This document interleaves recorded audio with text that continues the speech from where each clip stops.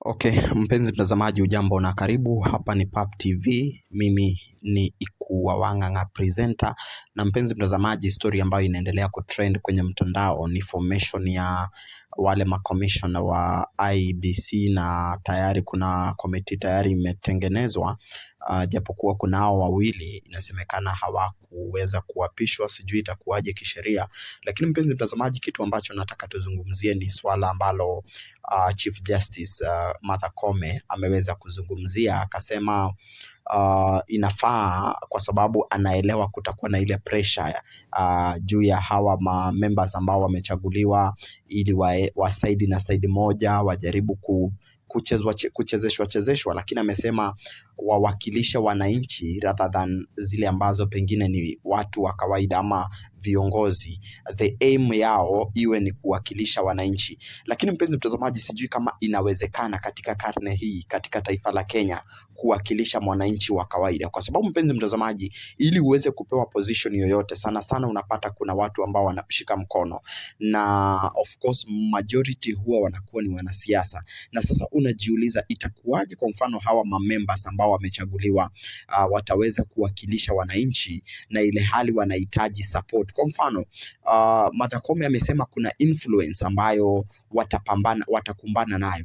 Mpenzi mtazamaji, je, mtu wa kawaida ama commissioner wa kawaida na mpenzi mtazamaji, utakumbuka wakati huyu ambaye anaitwa Chebukati pale, wakati walikuwa na wanawania na Raila Odinga pale Bomas, wewe unaona pressure ambayo ilikuwa pale. Is it possible for a normal person ambaye hana mamlaka, for example commissioner wa Iebc, is he very powerful ya kwamba anaweza resist uongozi ambao uko juu yake? Je, Kenya tumefikia pale ambapo kuna independence ya zile ambazo ni systems za serikali? Je, is there independence ya kwamba kwa mfano tutumie Chebukati aliyekuwa, je, angeweza kumake anything bila kuconsult viongozi wa kisiasa, na ina impact gani?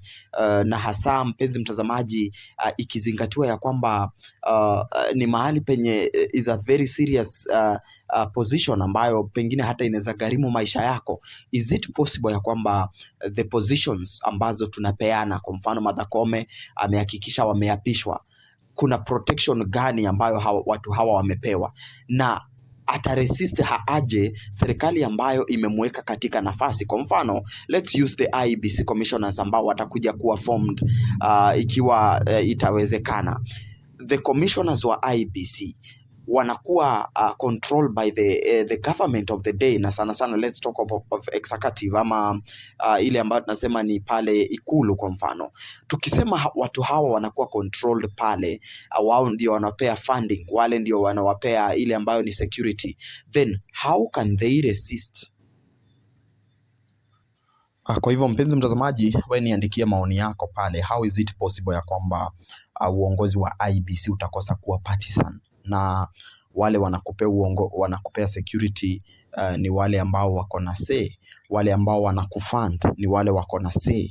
Is it possible according to Martha Koome kusema mjue ni sawa mtakuwa na pressure, lakini kitu ambacho nataka mfanye ni kuwa na msimamo, ama muwe na kile ambacho tunasema museme mnawakilisha wananchi. Is it possible in this Republic of Kenya for an organization, for example the Iebc, is it possible ya kwamba wanaweza kuwakilisha wananchi bila interference? Is it possible? Ni maoni yangu pale. Wewe mpenzi mtazamaji, niandikie pale kwa comment, uniambie is it possible, is it applicable, jinsi ambavyo Martha Koome anajaribu kusema pale ya kwamba kutakuwa na pressure, but don't be put under pressure to uende kinyume cha wananchi. Ni rahisi kuwakilisha wananchi ama the pressure itawazidi? Mpenzi mtazamaji, kabla hujawatch hiyo video, kindly enda kwa simu yako tupige support kwa kudial *802#, alafu account unaweka 845124, una dial *802#, alafu account unaweka 845124. Hebu sikiza Martha Koome akisema Iebc formation kutakuwa na pressure, but stand still. Is it possible to stand still and form under na kusimamia msimamo wako katika serikali ya Kenya? Asante mpenzi mtazamaji, unapoendelea kucomment, kushare na kusubscribe.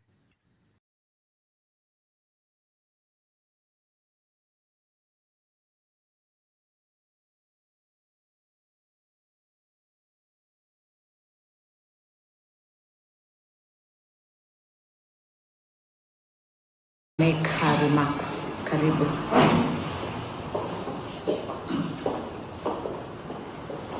Thank you very much, our Chief Registrar of the Judiciary, Honorable Frida Mukaya. Thank you, our Principal Assistant Secretary, Mr. Ada Osil, our very distinguished members of the IEBC selection panel, distinguished members of the press. A very good morning to you. Yes, thank you.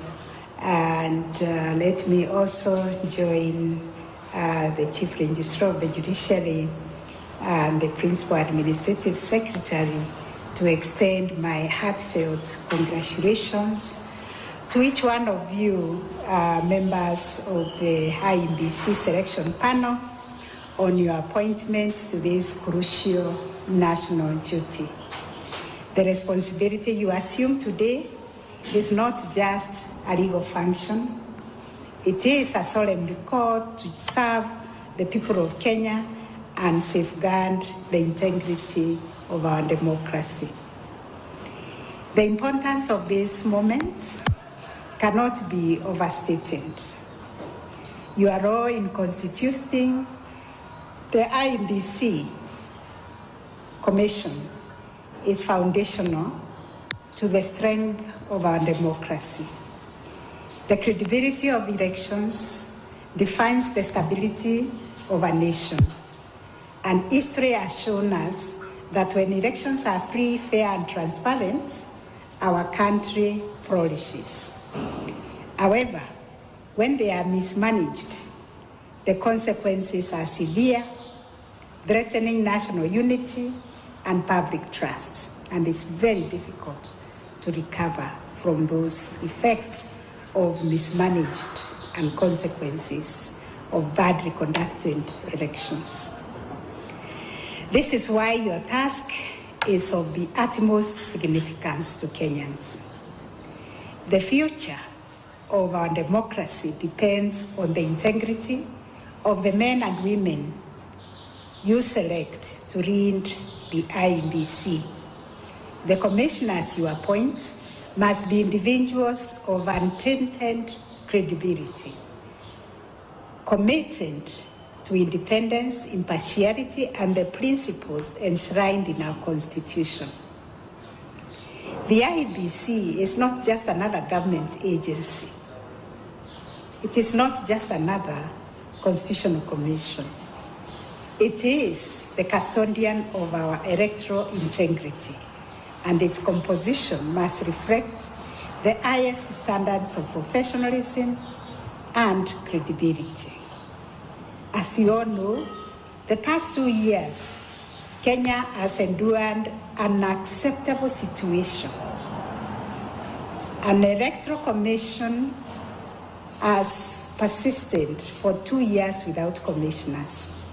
Since January 2023, the IEBC has been unable to fully discharge its constitutional mandate, creating significant gaps in our electoral process. And the effects of this vacuum, ladies and gentlemen, have been far-reaching. Vital functions such as boundary delimitation, voter registration, and by-elections have stalled. Even more concerning, the absence of duly constituted commission has denied some constituencies and wards their fundamental rights to representation in the National Assembly and in the county assemblies. This is not just an administrative challenge. For me, it is a democratic disruption. We cannot and we must not allow such a situation to persist any longer. The Constitution is clear. Governance must be continuous. Institutions must function effectively, and the rights of Kenyans must not be held hostage by uncertainty or unnecessary delays. As the judiciary, we remain unwavering in our commitment to upholding the rule of law and protecting the constitutional processes from manipulation, obstruction, or undue influence. While every Kenyan has the right to seek legal redress on matters of constitutional significance, this right must not be weaponized to stall governance or advance narrow political interests at the expense of the public good. Recognizing the urgency of this matter, I personally, as the Chief Justice, took responsibility to ensure that all cases affecting or delaying the constitution of the Iebc were prioritized for resolution. Justice must never be an obstacle to progress. It must be the very foundation upon which a just and democratic society is built. Today, I urge all the institutions and stakeholders involved in this process, Parliament, political actors, civil society, and the larger public, to ensure that the recruitment of the new Iebc commissioners is conducted with speed. It must also be imbued with integrity and transparency. The Kenyan people expect and deserve nothing less. Today, you take an oath of responsibility that will shape the democratic future of our nation. Your oath of office is not a mere formality. It is a pledge of service to the people of Kenya. It demands that you act with unwavering integrity, resisting any influence that seeks to compromise the credibility of this process. Your guiding principle must be merit and merit alone. The individuals you select must inspire confidence in the electoral process and uphold the values of transparency, accountability, and inclusivity. Kenyans are watching, and the trust they place in our institutions will be determined by the integrity of the choices you make, my brothers and sisters. Strong institutions are the bedrock of our democracy. The Iebc, like all constitutional commissions, must be allowed to function independently, free from any political or external interference. And as a nation, we must remain committed to ensuring that our institutions serve the people, not personal interests. Let us not lose sight of the weight of this moment.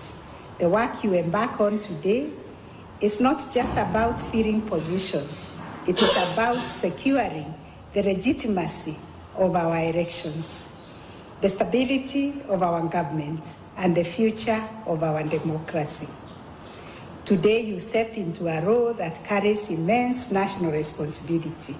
The weight of this task is not just in the selection process that you will oversee, but in the lasting impact your decisions will have on Kenya's democracy. The integrity, independence, and credibility of Iebc start with you today. Your duty is clear: to identify the leaders of unshakable integrity, impartiality, and competence, men and women who will inspire trust in our electoral process and ensure that every Kenyan can participate in free, fair, and transparent elections. The trust of the nation rests in the diligence, fairness, and transparency with which you execute your mandate. I know you will be put under pressure. There will be influence of partisan interests. You must resist all those and seek to delay this process. Your guiding principle must be always the public interest, nothing more. The oath you have taken today is a solemn